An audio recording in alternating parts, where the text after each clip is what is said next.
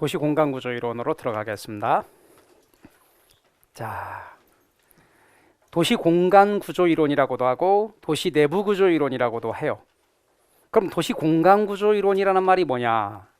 도시의 형태와 기능, 도시의 내부 형성 과정 등을 다루는 이론이에요. 도시가 어떻게, 그러니까 도시의 구조가 어떻게 되고 도시가 어떻게 형성되는지 이런 걸 다루는 이론이 도시 공간 구조 이론입니다. 거기에 우리가 공부해야 될 이론은 최소 3가지, 동심원 이론, 선형 이론, 다핵심 이론이 있어요. 이 중에서 도심과 부도심이 될 때 핵이 하나인 단핵 이론, 도심만 있어요. 단핵 이론은 동심원 이론과 선형 이론은 단핵 이론이에요. 그런데 핵이 여러 개다, 도심도 있고 부도심도 여러 개가 있다, 이런 이론을 다핵 이론이라 그러는데 다핵심 이론은 다핵 이론이에요. 다시요. 얘네 둘이는 무슨 이론이고? 단핵 이론이고, 얘는 무슨 이론이고? 다핵심 이론이에요. 이제 동심원 이론에서부터 이야기를 해보려고 해요. 학자 누구예요? 버제스의 동심원 이론인데, 버제스는 미국 시카고 대학의 교수였던 사람이에요. 그리고 미국의 시카고시를 중심으로 연구한 이론인데요. 버제스의 동심원 이론은 누구의 이론을 따온 거냐면 튀넨의 이론으로부터 영향을 받았어요. 자, 그럼 튀넨으로부터 영향을 받았다라면 버제스가 선배다, 튀넨이 선배다? 튀넨이 선배예요. 튀넨의 이론을 가지고 버제스가 따온 거니까 튀넨이 더 선배예요. 그런데 옛날이니까 뭐 직접 만난 적은 없겠지만, 버제스하고 튀넨이 직접 만난 적은 없겠지만 학문적 교류는 있었을 것 같아요, 없었을 것 같아요? 짐작컨대. 예, 학문적 교류는 없었어요. 왜요? 튀넨이 버제스보다 103년이나 선배예요. 그러니까 튀넨이 버제스보다 103년이나 선배인데 공인중개사 시험에 뭐라고 나왔냐면 튀넨이 버제스의 이론을 따왔다, 이렇게 103년 후배의 이론을 따왔다, 거꾸로 이런 식으로 나온 적이 있어요. 그러니까 우리는 기본 원리만 알아도 답을 맞출 수 있는 것들이 진짜 많다는 거예요. 그래서 이런 배경들을 자꾸 이야기를 하고 기초적인 원리들을 자꾸 이야기하는 거예요. 이걸 쌓아가는 거죠. 그런데 사회과학 개념들이 탁 한 번씩에 들어오면 참 좋은데 잘 안 들어와요. 그래서 반복 학습을 계속 하시라는 거고, 이 버제스는 동심원 이론을 이야기하는데 도시는 그 중심지에서, 동심원이 동그라미에 아까 봤던 동그라미들, 아까 토지용의 링 보셨죠? 그렇듯이 동심원상으로 확대되어 5개 지구로 분화되면서 성장한다는 이론이에요. 이렇게 말입니다. 5개의 토지용의 링이 나오는 거예요.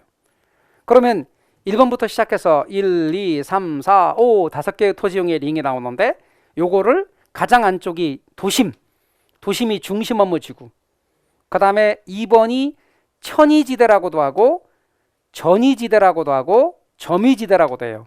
자, 지대자 다 넣어서 3개를 해보겠습니다. 첫 번째 뭐라고요? 천이지대, 그 다음 전이지대, 그 다음 점이지대, 이렇게 다 불러요. 이 용어들에 대해서 아셔야 되고, 3번째는 근로자 주택지대예요. 근데 근로자 주택지대가 소득이 낮은 저소득층 주거지역이에요. 그 다음에 4번째가 중산층 주택지대예요. 중산층 주택지대는 소득이 높은 고소득층 주거지역이에요. 그리고 통근자지대, 이런 순서로 되어 있어요. 여기서 주의할 게 좀 하나 있는데요. 동심원 이론에 의하면 소득이 낮은 저소득층이 3번, 소득이 높은 고소득층이 4번인데 저소득층이 고소득층보다 도심 쪽에 더 가까이 위치한다고 봐요. 왜 그런 거 아니? 3번에 살고 있는 요 저소득층들의 직장이 주로 어디에 있느냐? 2번이나 1번에 있어요. 2번은 천이지대인데 천이지대 안쪽과 바깥쪽 중에서 안쪽에 주로 경공업지구예요. 그 경공업지구에 직장이 있거나 아니면 1번에 직장이 있는데 소득이 낮은 사람이 도심에 직장이 있다고? 네, 주로요. 편하게 그냥 이해하시라고 부연 설명드리면 이분들의 직장은 여기 도심에 있는 빌딩이에요. 그 빌딩에서 뭐 하시는데? 청소를 하세요. 그래서 일단 그 빌딩의 지하로 출근을 하세요. 거기는 한 3명이 앉을 자리인데 20명이 출근을 해요. 그럼 옷만 벗어놓고 걸레와 비를 들고 아침에 일찍 사람들이 사무실에서 사무 근무하시는 분들이 오시기 전에 각 빌딩들을 청소를 다 하시는 거예요. 그런 분들이 3번에 거주하는 거예요. 그러니까 소득이 낮은 저소득층들이 도심으로 접근성이 양호하고 고용 기회가 많은 곳에 입지한다는 게 바로 버제스의 동심원 이론이에요. 자, 그러면 이제 버제스의 동심원 이론 안에서부터 바깥으로 나올 때 가장 안쪽이 중심 업무 지구부터 시작해서 중, 천, 근, 중, 통, 앞으로 제가 중천, 근, 중, 통 그럴 거라고요. 그럼 안에서부터 바깥으로 중천, 근, 중, 통 이렇게 가장 안쪽이 중심 업무 지구, 천이지대, 그 다음에 근로자 주택지대, 중이 두 개인데 안쪽은 중심 업무 지구, 바깥쪽은 중산층 주택지대, 통, 통근자지대 이런 순서로 배열이 되어 있다. 지금은 외란 얘기가 아니에요. 지금은 외우는 게 아니라 원리를 이해하는 거예요. 막 쓰거나 노트 정리를 하거나 그러지 말라고 그랬어요. 다 나가니까. 나중에 보면 얼마나 부질없는 짓을 하셨는지 아실 거예요. 열심히 쓰시고 막 그렇게 하는 게 아니라 들으시라고 그냥. 잊어버려도 괜찮고 그냥 들으세요. 편하게 들으세요. 자, 특징. 도시의 공간 구조를 도시 생태학적 관점에서 접근했어요. 아, 그럼 도시 생태학이 뭔데? 도시 생태학이란 도시를 생태학적으로 연구한 학문인데 이렇게 인간 생태학 이론을 도시에 접목한 이론이라고 생각하시면 돼요. 어렵게 생각하지 말고 그냥 도시 생태학적 접근으로 관점에서 접근했다 이렇게만 알고 계시고요. 어떤 걸 주로 사용했는데요. 도시 공간 구조를 설명할 때 침입, 들어오는 거, 이질적 개체가 들어오는 걸 침입이라 그래. 침입, 그 다음에 경쟁, 천위는 이어받는 거, 계승이라고도 해요. 침입, 경쟁, 천위 등의 과정을 통해서 설명을 했어요. 그런데 이런 키워드가 우리 부동산학에서 몇 군데가 나와요. 몇 군데가 나오는데 시험에서 중요한 건 딱 두 군데가 중요해요. 그 중에 하나가 바로 동심원 이론이에요. 그럼 앞으로 여러분은 도시 공간구조 이론을 이야기하는데 침입, 경쟁, 천위 이런 말 나오잖아요. 저거는 동심원 이론에서 나오는 키워드들이에요. 또한 세 번째, 주택 지불 능력이 낮은 저소득층일수록 고용 기회가 많은 도심 지역에 주거 입지를 선정하는 경향이 있다. 제가 아까 뭐라고 그랬어요? 도심으로 접근성이 양호한 곳에 고소득층이 입지한다고요? 저소득층이 입지한다고요? 저소득층. 저소득층이 입지한다고요. 말뜻 이해가 되셨죠? 이렇게 기억하시고. 자, 그럼 이제 호이트의 선형이론으로 들어갈 거예요. 여러분 방금 조금 전에 동심원 이론 학자 누구라고요? 버제스의 동심원 이론이요. 근데 얘는 미국의 시카고 대학 학파라고 그랬어요. 시카고 대학에. 그러면 시카고 학파인데 미국의 시카고시를 중심으로 연구했어요. 그러다 보니 한 개 도시만을 기준으로 연구했다는 비판을 받아요. 누가? 동심원 이론이. 그래서 이 동심원 이론이 갖고 있는 한계점들이 있어요. 가장 먼저 나왔다라는 점들은 특징이지만 한계점이 있어요. 그런 걸 의식하고 나온 게 뭐다? 호이트의 선형 이론이에요. 호이트의 선형 이론은요, 동심원 이론에 갖고 있는 단점과 부족한 점을 보완한 거예요. 자, 그러면 동심원 이론의 경우도 단핵 이론이고 호이트의 선형 이론도 단핵 이론인데 호이트의 선형 이론은 동심원 이론을 수정하고 보완한 이론이다. 이렇게 알고 계시면 돼요. 그런데 선형 이론은 뭐냐? 토지의 이용은 도심에서 시작되어 점차 교통망을 따라, 여러분 교통망이 발전하면 아까처럼 5개의 토지용의 링으로 똑같이 바깥으로 나갈 수 없다는 거예요. 그 토지용의 링이 변형된다는 거예요. 그래서 동질적으로 확장되기 때문에 원을 변형한 모양으로 도시가 성장한다는 거예요. 그 원을 변형한 모양이 어떤 모양이냐면 부채꼴 모양이라는 거예요. 그럼 부채 모양인데 부채를 한자로 선이라고 하니까 선자, 부채선자거든요. 따라서 부채 모양이라는 말이 선형이에요. 그래서 부채 모양의 이론이라 해서 선형 이론인데 그림을 보시면 부채 모양 맞죠? 펼쳐있는 부채 모양 맞죠? 부채 모양이어야 아니에요? 맞잖아요. 그래서 부채 모양이기 때문에 부채꼴 모양이라 해서 선형 이론 그렇게 표현을 한 거예요. 근데 어떤 학자들은 내가 볼 때 이거 부채 아닌데? 이거 꼭 쐐기 박아놓은 것 같은데? 그래서 또 다른 학자들은 이렇게 말하게 해요. 쐐기 박아놓은 모양 같다 해서 쐐기형 지대 모형. 에듀윌 유료 회원만의 라이브 클래스. 두 번째 시간 보겠습니다. 이제는 이제 논란을 합니다. 자, 정신 차리시고 이번에 합격 진도 나갑시다. 누구세요? 전 에듀윌 교수인데요. 제가 늘 가까이 있으니까 이번엔 합격. 집에서도 학원처럼 공부하는 혜택. 오직 에듀윌 유료 회원에게만. 에듀윌. 우와, 진짜 가까이 계시네요. 자, 그거는 네가 이론 강의 때 하기로 하고 다시 와서 이런 선형 이론의 경우는 방금 제가 말한 것처럼 교통망을 따라서 이게 변형이 됐다고 보는 건데 가장 안쪽이 중심 업무지구로 도심, 그 다음에 여기 2번이 도매 및 경공업지구로 천이지대, 천이지대가 변형된 거, 그 다음에 소득이 낮은 계층들이 3번, 그 다음에 소득이 높은 계층은 5번에 거주합니다.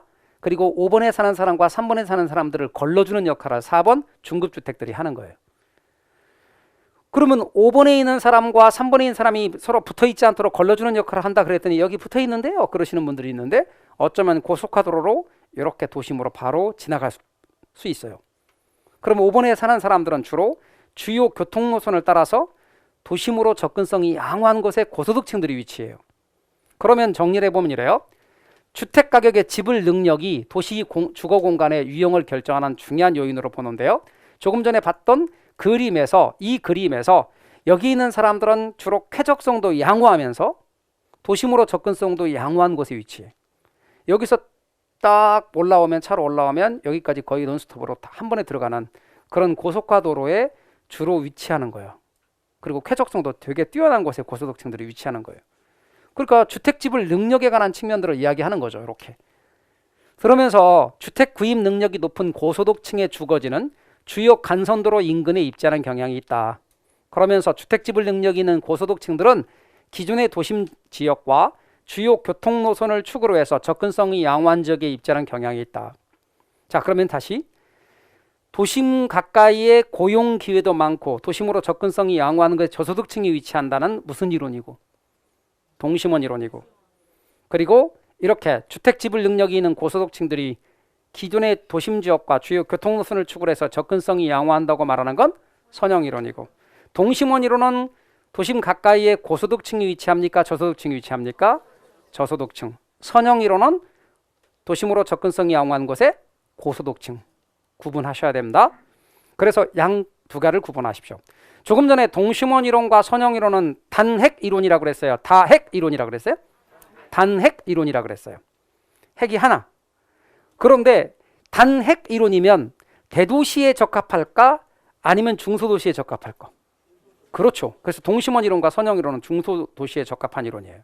이렇게 원리를 이해하셔야 외우지 않아도 돼. 근데 원리를 이해하지 못하면 막 외우는 거야. 동심원 이론, 선형 이론, 중소도시, 그리고 다핵심 이론, 대도시 막 이렇게 외운다고. 근데 외울 게 아니라니까? 얘는 다핵 이론은 핵이 하나예요, 여러 개예요. 여러 개가 다핵 이론이고 핵심이 여러 개라는 의미에서 다핵심 이론이에요. 그러면 기억할 때도 학자가 한 명이 아니고 해리스, 울만 2명 나왔어. 학자가 2명 나오면 이론도 다핵심 이론 이렇게 하시라고요. 이해 가셨어요? 학자 2명 나온 건 다핵심 이론이에요. 그리고 대도시에 적합한 이론일까? 중소도시에 적합한 이론일까요? 대도시에 적합한 이론이에요. 그래서 얘는 핵심인 도심이나 부도심 이런 것을 핵이라고 그러는데, 핵이 하나가 아니라 이렇게 도시가 성장하면서 핵심의 수가 증가해서 도시는 도심도 있고 부도심도 있고 부도심도 하나가 아니고 여러 개가 존재하는 복수의 핵심 주변에서 발달한다는 이론이에요. 그러니까 다핵심 이론에 의하면 이렇습니다, 여러분. 1번이 중심업무 지구예요. 2번은 도매 및 경공업 지구로서 천이지대가 변형된 거예요. 3번이 소득이 낮은 계층이에요. 5번이 소득이 높은 계층이에요. 그러면 여기에 소득이 높은 계층, 낮은 계층 걸러주는 게 4번 중급주택입니다. 그런데 5번에 있는 사람들이 여기가 지금 관공서도 있고요, 백화점도 있는 도심이걸랑요. 그럼 여기까지 행정업무 보기 위해서 와야 되고 백화점 쇼핑하기 위해서 와야 되잖아요. 근데 여기 있는 사람들이 여기까지 오지 않도록 여기 있는 사람 똑같은 기능을 나눠 지니고 있는 게 여기가 있어요. 이게 부도심이에요. 이걸 외부 업무 지구라 그래요. 여기에도 관공서가 있고요, 백화점도 있어요. 그러니까 사람들이 이렇게 가는 거예요. 근데 명색이 여기에 백화점 본점 그런다고. 그런데 여기는 백화점 본점은 아니야. 그런데 명품은 주로 여기 있어. 그리고 훨씬 커. 그리고 사람들이 여기를 이용하는 거지. 부도심. 이런 부도심이 지금 우리의 지금 그림에는 도심 하나, 부도심 하나만 있지만 부도심은 여기나 여기나 여기나 여러 군데 있을 수 있어요. 이렇게. 그러니까 방금 말씀드린 것처럼 대도시에 적합한 이론이죠. 서울은 이런 도심이 3개나 있는, 그리고 부도심은 훨씬 더 많은, 그래서 세계 12위권 안에 12권 안에 들어가는 대도시예요. 세계 도시들의 랭킹을 채도. 다핵이 성립하는, 저렇게 다핵이 성립하는 요인을 여러분이 기억하셔야 돼요. 저기 시험에 나오는 말이거든요. 근데 보면 단어가 어려워. 그래서 이런 단어들에 대한 기초적인 용어를 지금부터 설명드리려고 그래요. 잘 봐봐요. 동종의 활동이란 말은 같은 종류의 활동이란 뜻에서 유사 활동이에요. 이런 유사 활동들은요, 모이면 유리해. 모이면 유리한 걸 뭐라고 하냐면 집적이익이라고 그래요. 여러분, 집적이익이 뭐냐면 동일하거나 유사한 기능이 한 곳에 모이면서 발생하는 이익이에요. 질문합시다. 여러분, 한약을 지러 가고 싶은데 좀 저렴하게, 그리고 좋은 한약을 지러 가고 싶어. 어디로 가면 돼요? 한약. 한의원은 가면 된다고? 동대문 가라고? 예, 저 경동시장 가면 돼. 제기동에 있는 경동시장에 한약방들이 모여 있잖아. 그러니까 광고하지 않아도 고객을 끌어내는 거예요. 그런 걸 뭐라고 하냐면 모여 있으면 유리한 거 집적이익이라 그래요. 같은 업종들끼리 광고하지 않아도 모여 있다 보면 고객을 끌어낸다고. 그게 집적이익이라고. 그러니까 집적이익이 발생하니까 특정 지역에 모여서 입지한다고. 그럼 경동시장에 한약방들이 모여서 입지하는 걸 뭐라고 하냐면 유식하게 이렇게 말을 해요. 자, 여기 5글자 읽습니다. 시작.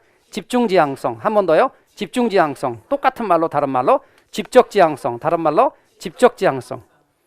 같이 모여 있는 것을 집중지향성 혹은 집적지향성이라 그래요. 그래, 경동시장의 한약방들이 모이는 이유는 고객을 끌어내는 힘이 생겨요. 집적이익이 발생하니까 집중지향성을 하는 거예요. 그런데 어떤 업종들은 같이 붙어 있으면 불리해. 그래서 이종의 활동들, 이질 활동들은 서로 이해가 상반되거든요. 그러니까 얘네들은 붙어 있으면 불리해. 그럼 모이면 불리한 걸 뭐라고 그러게요? 집적 불이익이라 그래. 집적 불이익이 발생하니까 떨어져서 입지해야 돼, 얘네들은. 떨어져서 입지하는 걸 뭐라고 하냐면 이렇게 말합니다. 시작. 입지적 비양립성. 다시 합니다. 입지적 비양립성. 이런 말이 나오니까요, 여러분들이 그 말의 표현들을 알아두세요. 기출에 나온 말들입니다. 떨어져서 입지한다고. 그걸 입지적 비양립성이라 그래요. 그러면 모이면서 하나의 핵으로 형성하고 떨어지면서 군데군데 핵으로 형성되면서 다핵이 성립하게 된다는 거예요. 모이는 곳에도 핵으로 발전하고 부도심 같은 걸로, 떨어지면서도 핵으로 발전해서 부도심이 형성될 수 있다는 거예요. 이러면서 여러 개의 핵으로 발전하는 다핵이 성립하는 요인을 설명하는 것이 다핵심이론의 핵심입니다. 자, 그러면 다시 한번요. 도시 공간구조이론에서 우리가 3개를 기억해야 되는데, 먼저 단핵이론이면서 가장 오래된 도시 공간구조이론이 뭐였죠? 버제스의 동심원 이론. 그런데 버제스의 동심원 이론을 비판하고 수정하고 보완하고, 특히 수정하고 보완하면서 발전한 이론으로 똑같이 단핵이론이 뭐였죠? 호이트의 선형이론. 그런데 방금 말한 동심원 이론과 버제스의 동심원 이론과 호이트의 선형 이론의 경우는 단핵 이론이었고, 따라서 중소도시에는 설명이 가능하지만 대도시의 설명이 어렵죠. 그래서 대도시의 설명이 가능한 다핵 이론으로서 뭐가 있죠? 다핵심 이론, 해리스와 울만의 다핵심 이론이 있습니다. 그래서 여러분께서는 학자 2명 나오면 뭐라고요? 다핵심 이론 이렇게 알아두시라 그 말입니다. 되셨죠? 그래서 도시 공간구조 이론과 관련된 기본적인 이야기, 그리고 이런 단어들, 이런 것들의 의미도 여러분이 알아두시면 좋겠습니다. 자, 그렇다면 이제 그 내용들을 차근차근 리마인드 하겠습니다. 오늘 공부한 내용들의 경우를 리마인드 하는데요, 다시 한번 부탁드리지만 저는 탄력성의 부분을 설명해서 고심을 했어요. 탄력성에서 뒷부분 수요와 수요의 소득 탄력성과 교차 탄력성을 다 빼버리고, 그 다음에 뭐 탄력성 결정 요인 빼버리고 앞에 기초 개념만 설명할까? 그러면 사람들은 기초 강의 시간에 오히려 좀 나 편하게 들을 수 있을 텐데, 그런데 나중에 3월 달에 다시 그 부분을 한번 정리하고 싶어. 아니면 좀 더 나은 분들, 이번에 좀 이게 중요한 걸 알고 이번에 한 5번 정도 반복하고 싶어, 그 부분을. 이런 분들 같은 경우는 아주 기본만 하게 되는 거잖아요. 필요한 것들은 좀 정리를 한꺼번에 하자. 너무 늘어지지 말고 짜임새 있게 그 정도 시간을 맞춰가면서 하자. 그걸 딱 정확하게 맞춘 거예요. 그러니까 탄력성 부분은 좀 어려우니까 조금 더 여러분이 반복해서 그 부분을 좀 더 많이 들으십시오. 그러니까 좀 더 많이 들어야 될 파트가 있고 조금 덜 들어도 되는 파트가 있어. 전체적으로 3번에서 5번 들으라고 말했지만 그 3번에서 5번이 어려우면 탄력성 부분이라도 5번 들으시고 나머지 부분은 3번 들으시고 그렇게 하시란 말이에요. 근데요, 처음 들었을 때보다 2번째 들으면 이해도가 달라. 안 들렸던 게 들린다고요. 그래서 계속 들어보세요. 그리고 자꾸 누차 말씀드리지만 제가 설명하는 이런 단어는 여러분이 네이버를 찾아보거나 다음을 찾아보면 이런 기초적인 용어로 설명했네, 이런 국어를 설명했었네, 그런 것도 알겠지만 어떤 건 찾아보면 전혀 생뚱맞게 설명하고 있는데 이게 우리 부동산학과 뭔 얘기지? 그런데 그런 것들이 많거든요. 그래서 제가 우리 부동산학에서 설명하는 그 기초적 용어를 여러분들에게 설명을 자꾸 드리고 있는 거예요. 그런 것들은 책을 찾아보면 없어요. 왜? 교과서들은 그런 건 다 알고 있다고 전제하거든. 녹화된 강의는 나중에 몰아듣게 되더라고요. 라이브 클래스 같은 경우는 학원 스케줄에 맞춰서 꼭 들어야 하니까 공부도 미루지 않게 되고 학원에 가 있는 느낌이 들더라고요. 집에서도 생생한 강의 현장을 느끼고 싶다면 라이브 클래스가 딱인 것 같아요.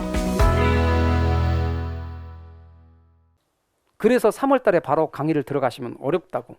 내가 마치 아는 것처럼 느낌이 오는데 아는 게 아니야. 경기란 말을 아는 것처럼 안다고. 왜? 들었으니까, 많이 들었으니까 익숙하거든. 익숙한 걸 안다고 착각해. 익숙한 거하고 아는 거하고는 달라요. 그래서 어줍지 않게 예습은 절대 안 하는 게 아니에요. 복습하시는 게 중요해요. 그리고 이해되지 않은 상태에서 암기를 시도하지 마요. 쓸데없는 자신감만 생겨.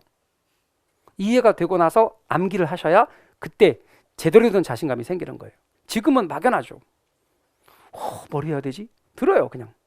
그리고 기본 때부터는 이제 제가 어떤 건 외우셔야 되고 어떤 건 좀 보세요. 자료 나간단 말이에요. 거기에 맞춰서 딱 하시면 돼요. 자, 이제 학습 정리. 학습 정리입니다. 잘 보세요. 부동산의 수요 공급 이론 부분 우리가 계속 이어져 가는 부분이에요. 첫 번째, 부동산의 초과 수요는 가격을 상승시키는 요인으로 작용하며 초과 공급은 가격을 하락시키는 요인으로 작용한다. 맞죠? 초과 수요는 수요자 경쟁이니까 가격이 올라가요. 초과 공급은 공급자 경쟁이니까 가격이 떨어져요. 맞아요. 두 번째, 시장의 균형은 시장의 수요 곡선과 시장의 공급 곡선이 교차하는 곳에서 결정되는 건 맞죠? 그래서 그 교차점이 균형점이니까 교차점 균형점에서 정해진 가격을 뭐라고 하고? 균형 가격이라 하고, 교차점에서 정해진 양을 균형 수급량, 균형 거래량, 줄여서 균형량이라고 한다 그랬죠. 그다음 수요의 가격 탄력성은 가격이 변할 때 수요량이 얼마나 변하는지를 나타내는 지표예요. 그러니까 가격이 뭐예요? 자극. 수요량이 뭐예요? 반응. 그럼 가격이 변할 때 수요량은 얼마나 변하는가 이걸 따져보는 거죠. 그럼 가격이 변할 때 수요량이 많이 변하면 민감한 거고 탄력적. 가격이 변할 때 수요량이 적게 변하면 둔감한 거고 비탄력적. 가격이 변하는 것과 수요량의 변화가 똑같으면 단위 탄력적. 가격은 변하는데 양은 전혀 변하지 않으면 완전 비탄력적. 완전 둔감하는 거니까. 가격이 미세하게 변할 때 수요량이 무지막지하게 변하면 완전 탄력적. 완전 민감. 이게 익숙하게 될 때까지 반복하셔야 돼요. 그리고 사실 완전 민감이니 이런 말은 시험에 안 나와. 여러분 이해하시라고 나오는 거고요. 이런 민감이란 말보다 탄력적, 비탄력적이란 말을 써요. 그 다음 네 번째, 수요의 가격 탄력성에서 가격의 변화율보다 수요량 변화율이 큰 경우는 이거 민감한 거예요, 둔감한 거예요? 민감한 거니까 탄력적. 그런데 가격의 변화율보다 수요량 변화율이 작은 경우는 둔감한 거니까 비탄력적이라고 하는 거예요. 항상 이렇게 내용들을 잘 파악하고 문장 속에서 내용이 들어올 수 있도록 이런 표현들을 아셔야 돼요. 그러니까 여러분 난 기초과정에서 복습하고 싶어 그런 것들은 이렇게 학습 정리한 것만 집중적으로 살펴서 복습을 하시고 강의는 들으십시오. 문장으로 읽고 싶은 것도 마찬가지로 이렇게 하시란 말이죠. 자, 그 다음 다섯 번째, 수요의 가격 탄력성에서 가격이 아무리 변해도 수요량이 아무런 변화가 없다면 분자인 수요량의 변화율이 0이 되는 경우, 여러분 이 말은 자극을 아무리 줘도 반응이 없다는 뜻이죠. 수요량에 아무런 변화가 없다는 뜻이죠. 그러면 자극을 아무리 줘도 반응이 전혀 없으니까 완전 둔감이죠. 맞아요? 완전 둔감을 뭐라고 그랬죠? 완전 비탄력적. 그러니까 가격의 변화율이 분모이고 수요량의 변화율이 분자인데 분자인 수요량의 변화율이 0이 될 때 2분의 0이든 100분의 0이든 1000분의 0이든 전부 0이고 따라서 완전 비탄력적. 그 다음 수요의 가격 탄력성은 여러분 대체재가 적을 때와 대체재가 많을 때 중에서 대체재가 적으면 선택의 여지가 없으니까 가격이 비싸져도 못 줄이죠. 그러니까 비탄력적. 탄력성이 작다. 근데 대체재가 많으면 가격이 A가 비싸지면 A 안 사버리고 B 사면 되죠. 그러면 B나 C 믿는 게 있으면 A를 많이 안 사버릴 수 있으니까 탄력적. 따라서 대체재가 많을수록 탄력성은 크며 대체재가 적을수록 작다. 여러분 탄력성이 크다 작다 이런 말이 시험에 나와요. 이렇게 써요. 아셨죠? 그러면 탄력적인 걸 탄력성이 크다 그래요. 이해가셨어요? 그리고 비탄력적인 걸 탄력성이 작다 그래요. 기출에 이렇게 나온다고. 그 다음 일곱 번째, 부동산 수요의 가격 탄력성은 단기에서 장기로 갈수록 단기는 대체재가 많아요, 적어요? 적어요. 장기로 가면 대체재가 많아져요. 그러니까 단기에서 장기로 갈수록 탄력적으로 변하게 돼요. 그 다음 필수재를 필수품, 꼭 있어야 되는 거, 생필품, 필수품, 필수재 같은 말. 그러면 얘는 가격이 비싸져도 많이 못 주래요. 그러면 우리 가족은 기본적으로 주식이 쌀이에요. 그러면 쌀 먹어야 돼요. 그럼 쌀값이 올라도 쌀을 많이 못 주래요. 비탄력적. 사치재 있으면 되게 좋지만 없어도 사는 거. 사치품, 보석류, 귀금속 같은 거 있으면 좋지만 없어도 사는 거. 그럼 가격이 올라가면 많이 줄일 수 있어요. 탄력적. 그래서 사치품, 사치재는 탄력적. 그 다음 9번째, 부동산의 임대료 총수입. 임대료 총수입이란 물건의 가격 곱하기 수량 혹은 임대료 곱하기 수량이니까 그 상품에 대한 시장 수요량에다 임대료를 곱한 값이다. 그러면 시장의 수요량이 10개고 임대료가 500원이면 500원 곱하기 10개 하니까 5,000원이 부동산의 임대료 총수입이 되는 거예요. 제 말 이해가 되셨죠? 요거는 임대료를 먼저 쓰고 수요량을 나중에 써도 되고 수요량을 먼저 쓰고 임대료를 나중에 써도 상관없겠죠? 곱하기니까. 그 다음 10번에 수요의 소득 탄력성은 분모가 소득 변화율이고 분자가 수요량 변화율이니까 수요량 변화율을 소득의 변화율로 나눈 값이죠. 맞습니까? 다시 소득 변화율분의 수요량 변화율이죠. 그러니까 맞는 얘기고. 11에 수요의 교차 탄력성은 한 상품의 수요가 다른 연관 상품의 가격 변화에 반응하는 정도로 측정하는 척도입니다. 한 상품의 수요를 사이다라 합시다. 사이다 수요가 다른 상품을 콜라라 합시다. 콜라 가격의 변화에 반응하는 정도. 그러면 콜라 가격이 10% 올랐는데 사이다 수요가 15% 증가했다. 콜라 가격이 10% 올랐더니 사람들이 사이다 콜라 하나도 안 먹고 전부 다 사이다만 사는 거예요. 그럼 사이다 수요가 15% 증가했다. 그러면 탄력적이죠. 이 말 이해가 되십니까? 그런데 콜라 가격이 10% 올랐는데 사이다 수요가 8% 줄었다. 그러면 0.8로서 비탄력적이죠. 그래서 이렇게 사이다 수요가 콜라 가격에 영향을 받는다. 이걸 우리는 수요의 교차 탄력성이라 그럽니다. 그래서 여러분께서는 사이다와 콜라의 관계를 가지고 아실 수 있습니다.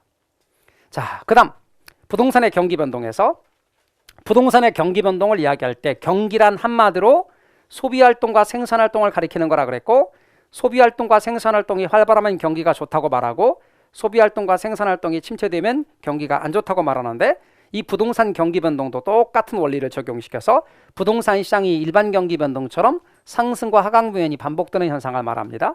이런 경기 변동을 무슨 경기 변동이라 하죠? 순환 변동. 순환 변동이라 말한다는 것 잊지 마십시오. 순환적 변동이라고도 하고 순환 변동이라고도 합니다. 이 부동산 경기는 일반 경기보다 변동 주기가 더 깁니다. 일반 경기의 주기는 8에서 10년인데 많아요. 부동산 경기의 주기는 17에서 18년이기 때문에 2배 정도 깁니다. 3. 부동산 경기는 타성기간이 존재하는데 타성기간이란 부동산 경기의 변동 또는 진퇴가 일반 경기에 비해 뒤지는 시간차입니다. 왜 부동산 경기의 변동이나 또는 진퇴가 일반 경기에 비해 뒤지느냐면 부동산은 착공에서 완공까지 시간이 많이 걸리기 때문에 그렇습니다. 아울러 주기의 순환 구면이 명백하지 않고 일정하지 않고 불규칙적입니다. 네 번째, 부동산 경기는 통상적으로 지역적 국지적으로 나타납니다. 그러다가 나타나서 전국적 광역적으로 확대되는 게 일반적입니다. 전염병하고 똑같아요. 어느 지역에서 경기가 좋아지기 시작하다 전국적으로 좋아지고 어느 지역에서 나빠지기 시작하다 전국적으로 나빠지는 형태로 나타납니다. 그 다음 5번째, 부동산 경기는 일반 비교적 경기 회복이 느리고 경기 후퇴는 빠르게 진행됩니다. 경기 회복이 느린 까닭은 착공에서 완공까지 시간이 많이 걸리기 때문이고 후퇴가 빠르게 진행되는 까닭은 완성된 부동산이 시장에 나와서 매매나 임대되지 못하면 바로 침체로 연결됩니다. 6번째, 부동산 시장은 일반 경기 순환의 네 국면, 일반 경기를 이야기합시다. 호경기, 후퇴기, 불경기, 회복기. 요걸 부동산 경기로 이야기합시다. 똑같이 상향시장, 후퇴시장, 하향시장, 회복시장 이렇게 4개 이외에 안정시장이라는 부동산 시장의 특유의 고유의 특성인 안정시장이라는 특성 국면을 가지고 있습니다. 7번째, 회복시장에서 과거. 자, 경기가 좋아졌다 나빠질 때 회복시장, 우리가 어떤 것을 나중에 이제 공부를 자꾸 하다 보면 그림을 그리면서 연상을 할 수가 있습니다. 그러면 구분을 이렇게 할 때 회복시장은 어딘가 여기가 회복시장입니다. 그럼 여기가 회복시장인데 회복시장의 과거는 여기겠죠? 그럼 여기 무슨 시장이라고 그랬죠? 하향시장이지. 그래서 하향시장입니다. 그러니까 우리는 그걸 염두에 두면서 과거의 거래사례 가격은 하향시장에서 거래가 된 겁니다. 그런데 회복처럼 향자 안 붙은 건 기준가격이 되거나라는 말을 쓴다 그랬죠. 하향시장은 지금보다 낮으니까 기준가격이 되거나 하한선이 되는 게 일반적이죠. 맞아요? 그래서 기준가격이 되거나 하한선 이렇게 말합니다. 그런데 하향 국면은, 여러분 하향 국면은 어디가 하향이냐면 여기가 하향입니다. 그죠? 그러면 하향은 전체적으로 경기가 안 좋아지고 있는 상황입니다. 그죠? 그러니까 하향 국면은 매수자가 중시되고요. 과거의 거래 사례 가격은 과거는 어디서 거래가 된 거죠? 바로 여기서 거래가 된 거죠. 그럼 여기 무슨 시장이죠? 후퇴 시장이죠. 후퇴 시장은 지금보다 높았겠죠. 그러니까 상한선이 된다라고 하죠. 새로운 거래의 가격에 상한이 되는 경향이 있다 이렇게 말하죠. 기준가격이 되거나 말 안 써요. 여기는 기준가격이 되거나 말 안 써요. 향자 안 붙은 거에는. 향자 붙은 거에는 기준가격이 되거나 말을 안 써요.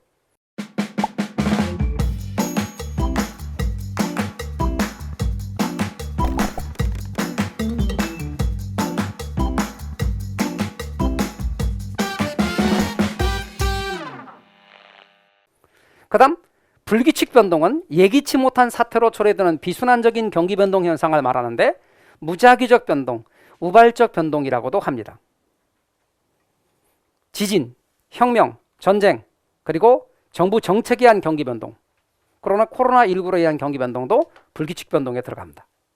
그 다음 부동산 시장 부분입니다. 시장이란 좀 있어 보이게 표현하는 거예요. 거래가 이루어지는 곳인데 구체적으로 어떤 상품에 대한 수요와 공급이 계속적으로 나타나서 상품의 가격이 정해지고 상품의 매매가 규칙적으로 일어나는 곳. 거기가 뭐다? 시장이죠. 그래서 한마디로 이 말이 다 줄이면 뭐라고 그래요? 거래가 이루어지는 곳. 거래가 이루어지는 곳. 그 다음 두 번째, 부동산 시장의 특성은 국지성. 국지성. 부동산 때문에 국지성이 있다고 그랬고 빗자 붙은 거 세 개가 있는데 비공개성, 비표준화성, 비조직성은 개별성하고 관련이 있습니다.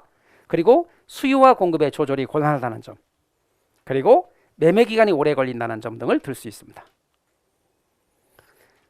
그 다음 부동산 시장은 수요와 공급의 조절이 쉽지 않습니다. 그래서 단기적으로 가격에 왜곡이 발생할 가능성이 있습니다. 수요가 늘면 단기적으로 공급을 늘릴 수 없기 때문에 가격이 급등하는 이런 현상이 나타날 수도 있는 겁니다. 네 번째, 부동산 시장은 자원 배분의 기능. 자원 배분의 기능이라고 하는 것은 재화나 서비스가 필요한 곳에 보내지는, 또 생산 요소가 필요한 곳에 보내지는 것을 가리켜서 자원 배분이라고 그랬어요. 시장은 이렇게 자원 배분의 기능을 잘한다 그랬고 가끔 못하는데 그것을 시장의 실패라고 다음 주에 공부합니다. 그러니까 오늘 이야기를 다시 반복합니다. 그 다음에 교환의 기능.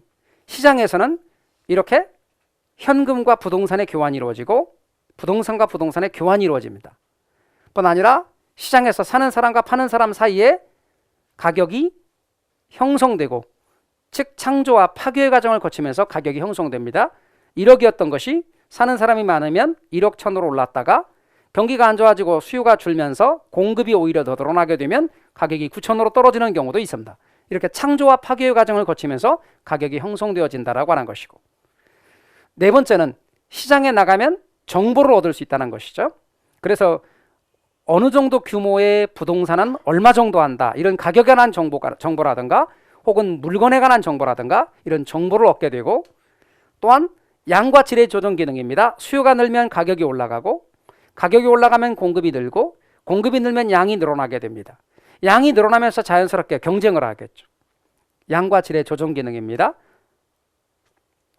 다섯 번째는 부동산 시장이 새로운 정보를 얼마나 지체 없이, 가격이라고 해도 좋고 가치라고 해도 상관없습니다, 가치에 반영하는가 혹은 가격에 반영하는가 하는 것을 시장의 효율성이라고 말하고, 정보가 지체 없이 가치 혹은 가격에 반영되는 시장을 효율적 시장이라고 하는데요.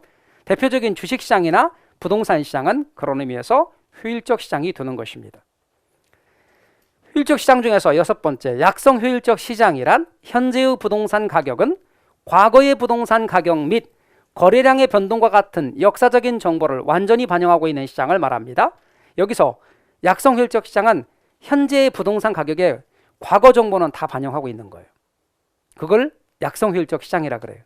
그럼 과거의 정보를 기초로 시장 가치를 분석하는 걸 뭐라고 그랬냐면 기술적 분석이라 했고요. 따라서 기술적 분석을 통해서는 약성 시장에서 초과이익을 못 얻습니다. 준강성 효율적 시장이란 일곱 번째, 일반 투자자에게 공개되는 모든 정보, 여기서 공개되는 모든 정보란 과거와 현재의 정보를 가리키는 말입니다. 정보가 신속하고 정확하게 현재의 부동산 가격에 반영되는 시장. 그러니까 현재의 부동산 가격에는 과거의 정보와 현재 공표가 된 정보는 다 반영됩니다. 그러므로 과거와 현재의 정보를 기초로 시장 가치를 분석하는 걸 기본적 분석이라 하는데, 중강성 시장에서 투자자가 기본적 분석을 해도 초과에는 못 얻습니다. 기술적 분석과 기본적 분석 중에서 어느 게 우월한 분석이라고 그랬죠? 기본적 분석이 우월한 분석이라고 그랬습니다. 초과에는 못 얻지만 정상이유는 가능합니다. 그 다음 유념해야 될 것이 강성효율적 시장이란 현재의 부동산 가격이 부동산에 관한 모든 정보, 즉 이미 투자자들에게 공개된 정보, 여기서 공개된 정보는 과거나 현재의 정보를 말하고 공표되지 않은 정보는 미래의 정보를 말합니다. 그래서 과거와 현재의 정보 그리고 미래의 정보까지도 신속 정확하게 반영하는 완벽한 효율적 시장이 강성효율적 시장인데요. 그러니까 강성효율적 시장에서는 어떤 정보를 분석한다 하더라도 초과에는 불가능합니다. 그러나 정상이유는 가능합니다. 그러므로 자주 이런 식으로 문제가 나올 수 있습니다. 우리 모의고사에 강성효율적 시장에서는 어떠한 이윤도 얻을 수 없다. 그건 틀린 말입니다. 무슨 이유는 가능? 정상이유는 가능. 그 다음에 정상이윤과 혼동하지 말아야 될 게 정상 이상의 이유는 정상이윤이 아니라 초과이윤을 가리키는 말이라는 것. 그 다음 입지 및 공간 구조론에서 1. 지대는 일정 기간을 명시했을 때 명확해지는 유리한 개념입니다. 왜? 일정 기간 동안의 토지의 사용료 혹은 토지를 빌려준 대가로 받는 수입이기 때문에 지대는 유리한 개념이고, 지가는 자산으로서의 일정 시점의 토지의 가치를 말하기 때문에 지가는 저량 개념이다. 가치나 가격은 저량이다. 소득이나 수입은 유량이다. 말뜻 이해가 되셨죠? 그 다음 두 번째, 리카도의 차액지대설. 리카도의 차액지대설에 따르면 토지는 위치에 따라 비옥도의 차이가 나고, 비옥도가 높은 땅은 생산성이 높고 비옥도가 낮은 땅은 생산성이 낮습니다. 그런데 이런 비옥한 토지량의 존재량은 한정돼 있다. 그것이 지대를 발생하게 만드는 원인으로 봅니다. 그래서 비옥도의 차이, 비옥한 토지의 양의 제한, 이것을 지대 발생의 원인으로 보고 있습니다. 세 번째, 마르크스의 절대지대설 막스입니다. 절대지대설에 따르면 한계지에 대해서도 토지 소유자 요구로 지대는 발생합니다. 토지 소유자가 요구하기 때문에 지대는 발생한다. 네 번째, 튀넨의 위치지대설에 따르면 다른 조건이 동일한 경우 지대는 중심지가 읍인데 중심지에서 거리가 멀수록 수송비가 많이 들기 때문에 하락하게 됩니다. 그래서 생산물 가격과 생산비가 일정하다면 지대는 수송비에 반비례한다는 말이 나오는 겁니다. 다섯 번째, 아론소의 입찰지대설에 따르면 토지 이용은 최고의 지대의 집을 의사가 있는 용도에 할당됩니다. 할당이란 나눠지는 것, 배분이라고 이해를 하시면 되겠습니다. 여섯 번째, 동심원 이론에 의하면 주택지불 능력이 낮은 저소득층일수록 고용 기회가 많은 도심 지역의 주거 입지를 선정하는 경향이 있다고 했습니다. 그래서 여러분은 연상을 하실 때 버제스 동심원 이론도 중요할지 몰라도 버제스 동심원 이론 저소득층 이렇게 같이 기억하셔야 됩니다. 자, 그 다음 호이트 선형 이론입니다. 일곱 번째, 호이트의 선형 이론에 따르면 고소득층에 주거지는 주요 교통노선을 축으로 하여 접근성이 양호한 지역에 입지하는 경향이 있다. 그럼 호이트 선형 이론은 고소득층, 버제스 동심원 이론은 저소득층, 호이트의 선형 이론은 고소득층. 도심으로 접근성이 양호한 곳에 누가 입지하느냐? 동심원 이론은 저소득층, 선형 이론은 고소득층. 이렇게 연상을 하셔야 됩니다. 여덟 번째, 해리스와 울만 학자 2명 나오면 무슨 이론? 다핵심 이론에 의하면 도시는 중심 내지는 핵심이 핵인다. 핵 하나가 아니라 여러 개의 전문화된 중심 또는 여러 개의 전문화된 핵심, 그 핵심 또는 중심이 뭐냐면 핵으로서 도심이나 부도심을 가리키는 표현입니다. 그러면 얘는 동심원 이론 같은 경우나 선형 이론 같은 경우는 단핵 이론이니까 하나의 중심일지 몰라도 해리스와 울만의 다핵심 이론은 여러 개의 전문화된 중심으로 이루어진다. 다핵이니까. 말뜻 이해가 되셨죠? 지난주에도 말씀드렸다시피 설명을 이렇게 들어요. 그리고 이제 우리 머릿속에는 사실상 오늘 강의 끝나고 잘 가요 하고 이제 1층 내려가고 나면 싹 다 까먹어요. 그러니까 이게 머물러 있도록 하는 방법은 반복해서 보시는 수밖에 없고, 반복해서 보셔서 기억을 하라는 얘기가 아니에요. 기억하면 참 좋겠지만 엄청 부담드리는 얘기거든요. 기초과정에서 이거 기억하세요, 암기하세요. 그게 아니고 그냥 익숙하게라도 좀 알아두세요. 배경 지식을 쌓을 수 있도록. 다만 익숙하게 알아두는데 잘못 익숙해지면 나중에 공부하는데 문제가 되니까 강의를 계속해서 반복해서 들으셔서 개념을 명확하게 이해하시면서 익숙하게 알아두시면 좋을 것 같습니다. 다음 시간에는 시장론 뒤쪽 부분과 정책론, 요게 꽤 중요한 부분이거든요. 그래서 이것과 관련된 또 기초적인 개념들을 자세히 설명을 드릴 겁니다. 그래서 다음 시간도 아주 중요한 부분이니까 절대 빠지지 마십시오. 오늘은 여기까지입니다. 수고하셨습니다.